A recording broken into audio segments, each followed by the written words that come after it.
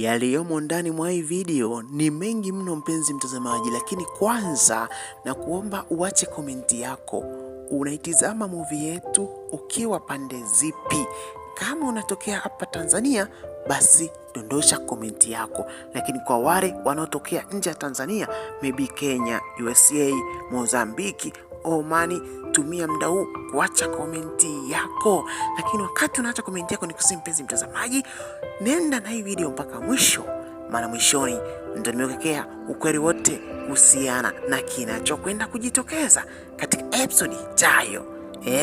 Lakini vile vile wakati tunazidi kusonga na hii video mpenzi mtazamaji, nikusihi kama kweli unaikubali movie yetu ya mtoto wa bosi na unatamani Loveness aweze kuolewa na Kevi, basi onesha upendo wako kwa kubonyeza alama ya neno subscribe, maneno meusi chini ya hii video, kuonesha kwamba unaikubali movie yetu. Baada sasa ya kubonyeza alama ya neno subscribe mpenzi mtazamaji, tuende kutizama baadhi ya matukio ambayo nimekuandalia, na leo nimekuandalia full prediction, full review, kuhakikisha unayafahamu mengi ambayo yanakwenda kujitokeza. Bwana mpenzi mtazamaji, bila kupoteza wakati, leo nimekuandalia matukio 9.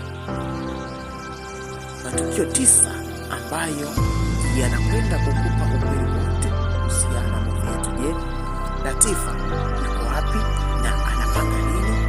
Vipi kuhusiana na Dennis? Dennis amekwama katika mipango yake ama vipi? Vipi kuhusiana na Oti Msaliti? Oti Msaliti yuko kwenye harakati kuhakikisha anamsaliti Kevi. Na sasa ni kwamba amefanya kumsaliti Kevi, amemfanya Dennis awekeze katika hiyo kampuni pasipo Kevi kujua. Maana yake ni kwamba Kevi anawaza kwamba huenda amempata mwekezaji mzuri katika hiyo kampuni pasipo kujua kwamba hiyo kampuni amewekeza nani?